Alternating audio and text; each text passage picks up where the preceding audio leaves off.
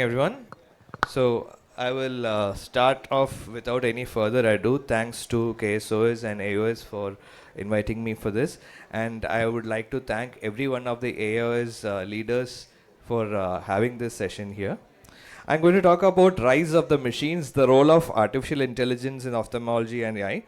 And first of all, the role of AI is there in all our lives everywhere now. So I do not have to talk to you about the definition of AI, machine learning, deep learning. All this has become so commonplace with our phones and everything having this. We are now in the fourth industrial revolution. So after computers and automation, this is the next level. And AI is there all over the news. Even 11-year-old children are making AI apps for detecting eye diseases. So all this is there in the regular lay press. So patients will be asking us, when are we using AI? So even the big companies, Google, IBM, Microsoft, all of them have special AI teams for ophthalmic diseases. And they love to look at the retina and diagnose so many things from there, not just ophthalmic diseases, even systemic diseases. Why AI? Because it is faster, cheaper, it is very scalable, portable, it can even be offline. And there is a doctor shortage. There is a shortage all around the world, but in more so in India. AI does not rest, AI does not get bored. Will AI replace us? No, AI will assist us. Not only in ophthalmology, all the various specialties, subspecialties, everything in medicine uses AI. And why is AI very much in use in ophthalmology? Because we have lots of image data, lots of big data. We love imaging. We take slit lamp photographs, fundus photographs, OCT, angiography. We have lots of imaging systems in ophthalmology. And A scan, B scan, topography, tomography, intraocular pressure values, refraction, spectacle power, all these numerical data, visual fields. So all this data, lots and lots of data is the fodder for AI. AI best works when there is a lot of data which cannot be easily evaluated. And so ophthalmology uses AI in so many different specialties. So starting from diabetic retinopathy, glaucoma, ARMD, ROP, retinal vascular occlusions, all the way to ocular cancers. And not just this, AI is being used not only for diagnosing diseases, it's used for IOL power calculation, it's used for planning squint surgeries and planning the number of intravitreal injections which are required. So patients definitely will ask you when advised intravitreal injection, how many injections will I need? So you can give an AI powered value. See, considering your current status from your OCT, your fundus, and previous response, this is what the computer says.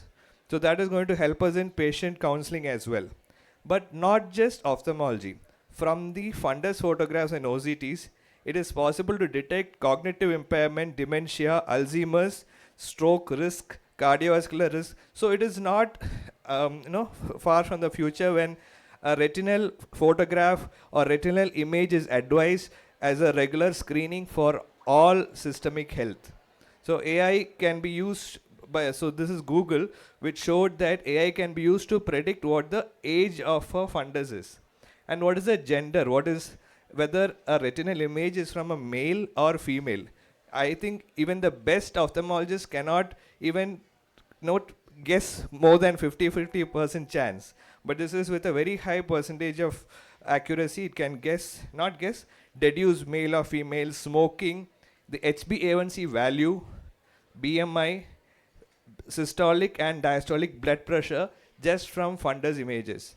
So this is definitely possible. Eye is definitely a window into the systemic health. And of course, Alzheimer's disease, Parkinson's disease, all these affect the nerves, and the optic nerve is an extension of the brain. Definitely, all these changes will be seen in the retina. So all these, the Michael J. Fox Foundation, all these people have done studies and are making much progress in this part. Role of AI in ophthalmology is a vast topic. There is an article by us in KJO, Kerala Journal of Ophthalmology, on it. And let's just look at diabetic retinopathy. So many things, including the first FDA approved AI device, the IDX DR device. And of course, in India, we have the Medio's offline AI in the Remedio devices. And then AI can be used to generate retinal flow maps from just the structural imaging. And so much enhancement of low quality images. So if we have AI, with the help of AI, we can get lower cost imaging and scanning systems. If you want to try AI, this is one of the places where you can do a free AI evaluation of fundus images. Just make an account in Orbis CyberSite and then upload your fundus images.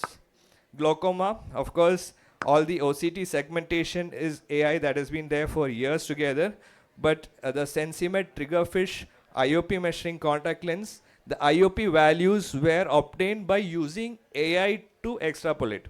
And fundus detecting the cupping of a fundus image. That is a very regular engineering college topic. So very, very commonly used. All engineering students love to do AI in ophthalmology. Glaucoma also, there is a lot of visual fields related stuff. So detecting pre-perimetric glaucoma from perimetry. So pre-perimetric, the definition means it is not shown in perimetry, but you can do that with AI. And of course, various different types of visual field defects can be detected, but AI can also predict the future. So if you have a patient and you tell them, see, this is you today, and if you don't use the medication correctly, if you don't get the surgery done soon, this is what you're going to be in 5 years. You can predict the visual field progression, and up to 5.5 years progression was predicted by this group by actually feeding in 32,443 visual fields to the machine. So now that machine can tell you at various IOP levels what will be the future. ROP, lots of software available to detect the ROP, and age-related macular degeneration, vascular occlusions. I'm skipping through this because there's a lot to know. Just have to know that every corner of ophthalmology is touched by AI. OCT, everything can be detected by the software, and every kind of disease of the retina. Keratoconus, you can identify form frustrate keratoconus, you can predict the future of not only keratoconus, and you can also predict diseases from the confocal microscopy. You can predict cataract from regular photographs. This is another student project. They take photographs and detect cataract from it. The app is available. I think it is given an appreciation award by the government of Kerala recently for a student app for detecting cataract. And this is not just in, the whole thing. Pediatric ophthalmology, lots of things starting from predicting the myopia, like you can predict the future progression of myopia. You can detect leukocoria from regular photographs. You can plan the surgical resections and recessions. Ocular oncology, you can detect the margin of the OSSN without even staining, because there are microscopic changes which cannot be identified by the human eye. And of course, refractive error, as I said, progression of myopia can be predicted by using various factors. So you'll know when to start for treatment of myopia. I'll just quickly finish this also. So AI is not just in the treatment and prognosis. You can have AI for low vision patients. So Google Lookout app is one app which can be used by low vision patients to just move around, to read things, to detect objects, to count currency, so many things. And there's also the Microsoft Seeing Eye app, Seeing AI, that also does the same things. Then Be My Eyes, Iris Vision. So Iris Vision is a device which uses AI to convert images into something which can be easily visible by patients with ARMD. So all these things are also there.